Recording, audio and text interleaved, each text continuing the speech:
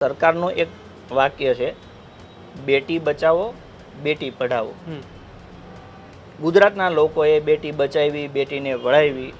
એ બેટી જ્યારે ભણી ગણીને તૈયાર થઈ અને સરકારી નોકરી માટે જ્યારે એ સરકારને મળવા ગઈ કે ભાઈ અમે ભણી ગણીને તૈયાર થઈ ગયા, તમે કીધું બેટી બચાવો, અમારા બાપાએ બચાવી લીધા, તમે ભણાવો, તમારા બાપાએ ભણાવી દીધા, હવે અમને નોકરી આપો. શરમજનક વાત છે કે ગુજરાતની એ દીકરીને બે જણાએ પગ પકડ્યા અને બે જણાએ હાથ પકડ્યા અને રોડ ઉપર ઢળી, એમ જેને આખી દુનિયાએ જોયું.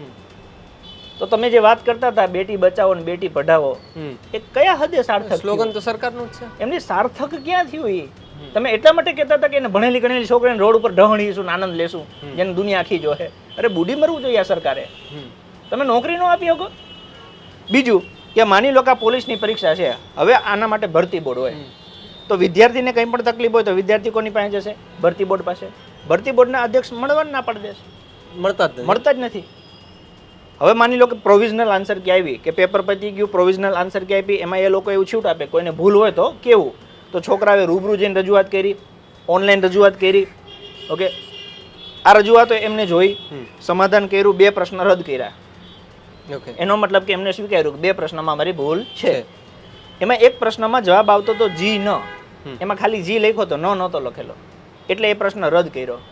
એવો ને એવો એક બીજો પ્રશ્ન હતો કે BR એની સંજ્ઞા શું થાય, તો એનું ગુજરાતીમાં બ્રોમિન વંચાય, પાઠ્યપુસ્તકમાં લખેલું છે, પણ ઓપ્શનમાં બ્રોમિન હતું નહીં, એની લખ્યું હતું બ્રોમાઇન.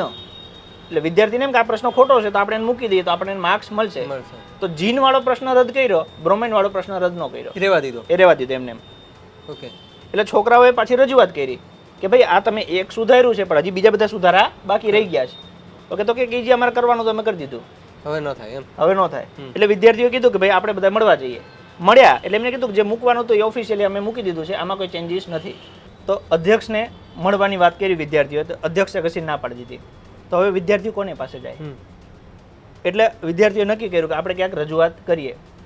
એટલે અમે મુખ્યમંત્રીશ્રીને મળવા માટે ગયા. તો ત્યાંથી એવું કહેવામાં આવ્યું કે ભાઈ મુખ્યમંત્રી અંગત સચિવ છે એમ કે દાસ તમે એમને મળો.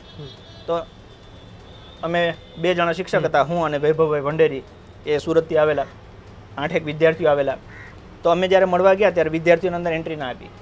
ઓકે, એમને પાસ કઢાવ્યો અંદર જવા માટે કે ભાઈ અમારે સ્વર્ણિમ સંકુલ 1 અને સ્વર્ણિમ સંકુલ 2માં હોમ મિનિસ્ટર અને CM, HMO અને CMO ને મળવાનું છે.